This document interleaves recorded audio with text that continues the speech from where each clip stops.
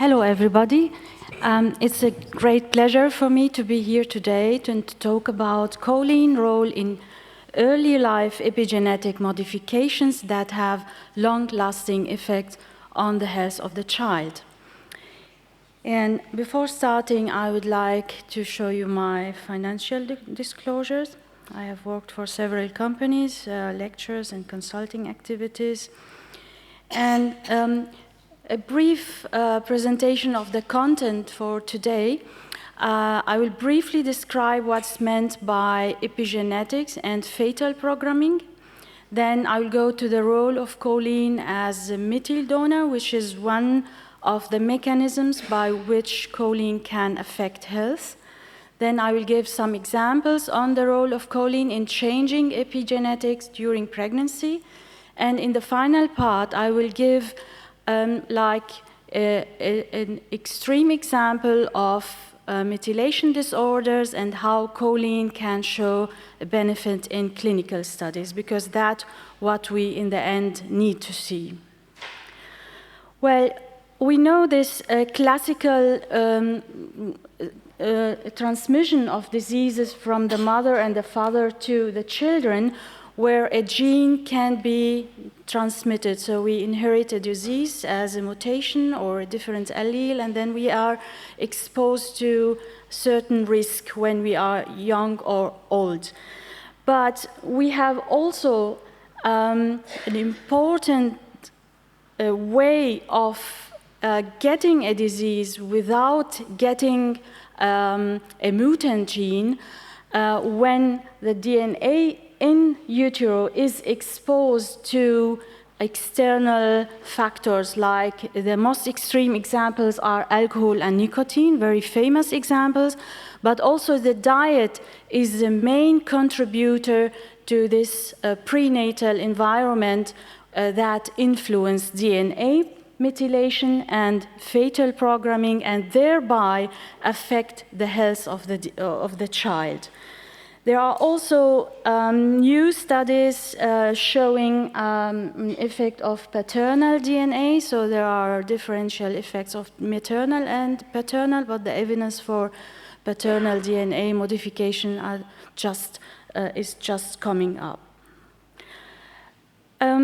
We have heard, and especially you as gynecologists, about the role of folate during pregnancy, and we currently recommend folic acid routinely before and during the first trimester because of the role of folate in the methylation cycle and as a methyl donor. So methylfolate can donate a methyl group to homocysteine and convert it to methionine, and then methionine is a methyl donor. It will produce S-adenosyl methionine, or SRM, and for this transfer we need vitamin B12. So if we don't have vitamin B12, like in vegans or vegetarians, we have a problem in utilizing folate. But we also have a very important role of choline via betaine as an alternative methyl donor, which is independent on B12. So even if you are B12 deficient and you have sufficient choline, then that will be rather fine for the methylation cycle. The metabolism of choline is quite complex. It interacts with folate metabolism, and choline can be either used as a methyl donor via betaine or converted to phosphatidylcholine or to acetylcholine. And this pathway has so many effect modifiers that all interplay in the end, like how much we eat of choline, of B12, of folate, some polymorphisms, some hormones like estrogen in pregnancy is a main effect modifier, some lifestyles like smoking, alcohol, and some physiological changes that take place, for example, during pregnancy. And please do not mix between folate and choline, because even though they have shared effects, they have quite different effects. The shared effects between choline and folate are that both nutrients are actively transported to the fetus and they accumulate there. They both lower homocysteine and they are sources of SRM. And by SRM, there will be epigenetic effects. But choline is also a source of phosphatidylcholine with its known role in lipid metabolism, in membrane dynamics, and also a source of acetylcholine that is a vascular and neurotransmitter that has been linked to many clinical outcomes in the child. While folate, its main contribution during pregnancy is its role in producing purines and pyrimidines, the DNA milestones. So in growing cells, we have higher requirements for both nutrients. And remember that there are natural or physiological changes of choline during pregnancy, reflecting the importance of choline during pregnancy. For example, between the first and the last trimester, we have a huge increase in plasma choline in the mother, which is related to estrogen-induced production in the liver of the mother. In the same time, we have a decline in betaine concentrations and an increase in dimethylglycine, which is the end product of betaine demethylation. And you can see a difference between folate replete and folate deplete women. So in folate deplete women who stop the supplements after the first trimester, betaine decline is stronger, which suggests that choline requirements are also at least partly folate dependent. So in folate deplete women, we have higher requirements for choline, especially at the end of the pregnancy. But the needs for choline and betaine are high, and this starts just after implementation. Betaine is just pumped into the cells of the fetus with high concentrations. This is one example on a study that we conducted in pregnant women, gestational age 70 weeks, where we see that choline and betaine concentrations in amniotic fluid are several folds higher than in mother blood, while in the mothers, compared to non-pregnant women, these green points, the mothers were depleted, which could be related to this active transport to the child. And in the same time, we see positive associations between plasma choline concentrations and the size of the child, the head circumference, the abdominal circumference, the femoral length, and the estimated weight of the child, which also suggests that low choline could be linked to growth retardation at this gestational age. But of course, we need to confirm that with clinical studies. Then remember that during pregnancy, and especially in the first 20 weeks, there is a huge, dramatic decline in DNA methylation that is followed afterward by remethylation. So it's like reprogramming the DNA of the mother and the father, and this phase the DNA is especially sensitive to external exposures to middle donors. What kind of DNA modifications we talk about during this 20 weeks of gestation? The most famous one is the DNA methylation, where methyl group coming from SRM can be attached to cytosine residues in the DNA by DNA methyltransferases, and if the methylation occurs at a promoter site of the gene, then the gene is turned off. So the gene is turned off by methylation and on by demethylation. And we have also methylation taking place at the histone, or the protein where DNA is packed. And also here we have histone methyltransferases and demethylases, and both of them are SRM dependent, or depend on the availability of SRM. So the DNA modifications during this prenatal period are different, like methylations of the DNA and the cytosines. Also acetylation take place, And we have also a new role of non-protein coding RNA, for example, microRNA that sometimes attach to the transcript of the gene and prevent the translation into a protein. So even DNA methylation or demethylation or remethylation does not automatically mean that we have more or less protein, because there are some post-transcription steps. And I'm going to give some examples how choline has been shown in animal and clinical studies to be related to epigenetic changes. This is a very exciting example and easy to understand. The agouti mice, this nice yellow mice, is an obese mice that tend to develop diabetes at a very early age. And it carries this agouti gene, and this gene is hypomethylated and is translated into protein in a certain amount.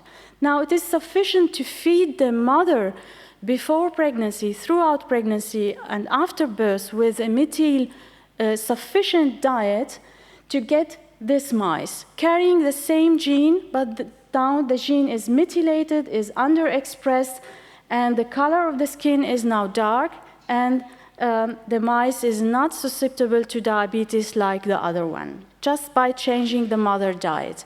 And surprisingly, when you feed this mice with a methyl diet after birth, then the diet will make no change on the appearance or the disease susceptibility. And that's why we would say that the methyl diet in the prenatal period reprograms the DNA of the mice, and thereby can affect the outcome after birth, the phenotype and the health of the mice. We have also association studies coming from human studies. For example, maternal intake of betaine, choline, and folate at different times before and during pregnancies have been related to DNA methylation of targeted genes like lipitine and insulin-like growth factors, but both are related to obesity and diabetes, then to DNA methylation methyltransferases.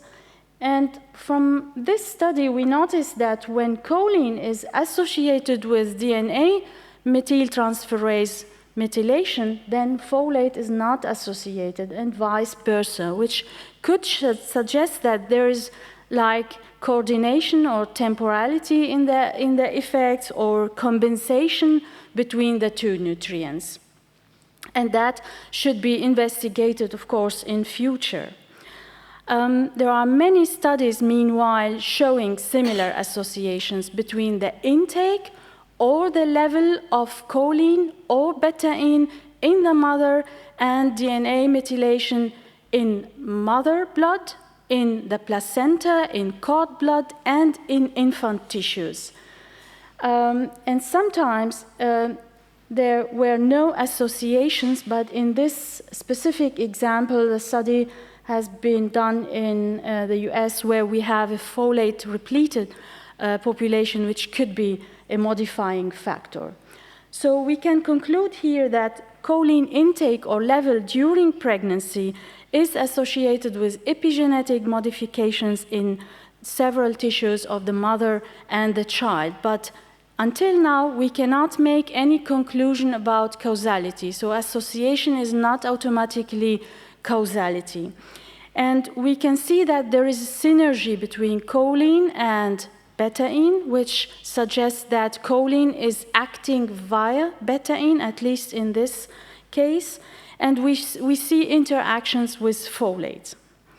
This is one nice example from Marie group showing that when pregnant women in the 26th age of gestation and later were put on 2 different intakes of choline, 930 or 480 for 12 weeks, and then the researcher looked at placenta DNA methylation of stress-related genes They found that cortisol levels is lower in cord blood of mothers with high choline intake.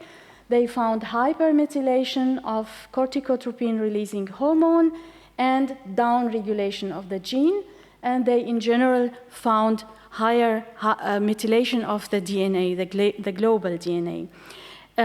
Despite that we don't have a clinical outcome here, we can have like a theory in mind that high choline intake may reduce stress susceptibility during pregnancy. This is an example from a mice study where pregnant mice were put on a choline-deficient diet, and then the brain of the embryos were taken at the end of gestation. And in brain tissues, we see lower S-adenosyl methionine and higher, but twofold higher expression of this microRNA 192.5p that has a role in silencing the epidermal growth factor receptor, so preventing its expression, its translation into protein, and by this it destabilizes or prevent the renewal of neural progenitor cells and have persisting effects on the brain of the fetus. Now, we as researchers and you as practitioners, we love to think about causality, because when we know that low choline is causing something, then for us it is important to know, if I give choline, can I prevent this? And this is indeed the most important piece of information. But it is not one study. We always need several levels of evidence. For example, we need to understand the mechanism, and as I said, epigenetics is one mechanism. We need some data from association study. If you eat more, then this could be this and that. We need also consistency and synergies, and we need experimental evidence. We need evidence on intervention and outcome. And that's what I will now show in this last slides. And I will use the fetal alcohol syndrome as an experimental model of severe disorders in the methylation cycle, and if choline supplementation can do a difference.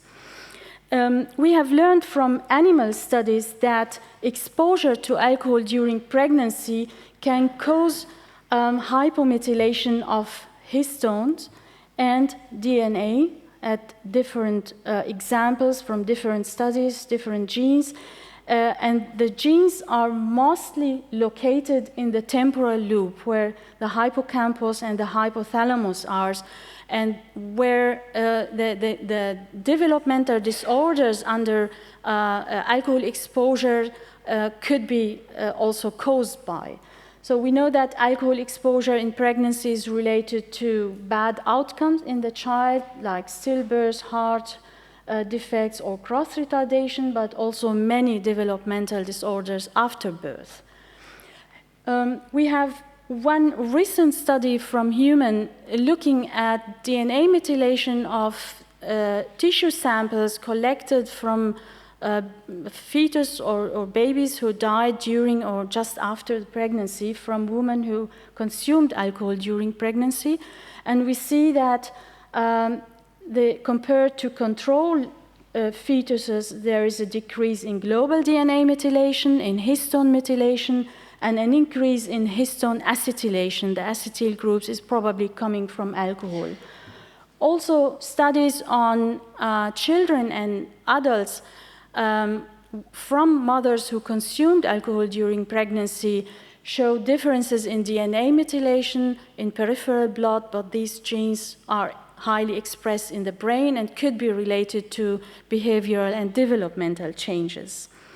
Now, a very recent study just published in September this year included indeed 3 lines of evidence. In the first study, the question was, does alcohol consumption in pregnancy influence DNA methylation in the mother? In the second study, does alcohol consumption in pregnancy influenced the DNA in the children? And then the third study, does choline supplementation prevent these changes, if there are any changes? And the studies focused on 2 genes, indeed, related to stress, the PONC and the PER2 gene. The PONC is related also to cortisol pathway, and the PER2 gene is related to circadian clock or sleep disorders. And what the authors found is that alcohol exposure in pregnancy versus controls causing hypermethylation of the 2 genes in the children and in the woman. And in the supplementation trial, supplementation of choline can reverse these epigenetic changes. Now, the evidence from clinical studies. We have so far 3 good quality randomized controlled trials with a placebo arm, and they have shown different results. One study, which was conducted on older children exposed to alcohol during pregnancy, the children were 5 to 10 years, found null effect. The other 2 studies found some effects. One of them started very early in pregnancy, before the 23 gestational age, where the eye bleed conditioning of the child and the growth rate at the age of 6.5 and 12 years improved. And the second study started after birth, between the age of 2.5 to 5 years, and also found some improvement in secondary results. So that we can conclude from these 3 available trials that there is probably a time window for intervention, and as early as possible, and that choline may improve the clinical outcome in the child. This is one supporting study from an animal model, a chick embryo model, showing almost the same with betaine. So if we expose the embryo to alcohol, then we have high death rate, we have malformation in the heart and the head. And if we add betaine to ethanol, then the DNA methylation is corrected, and more embryos will survive and less embryos will have heart and head abnormalities, suggesting also a synergy between choline and betaine, and suggesting that choline is acting at least partly by conversion to betaine and as a methyl donor. And finally, I would like to summarize and conclude. Choline and folate are methyl donors. They share their effects as methyl donors, but they have also unique effects on cell function and growth. Choline deficiency can cause hyper or hypomethylation of many genes in tissues of the mother, the placenta, and the child. In choline deficiency experimental models, animal models, but also in severe disorders of the methylation cycle, like the example of alcohol exposure, we learned that timely choline supplementation can protect the brain of the child and improve some clinical outcomes, possibly by epigenetic mechanisms. And finally, the role of choline in pregnancy is very likely to be unique and not shared by folate, so not completely achievable when you supplement folate alone. Thank you for your attention.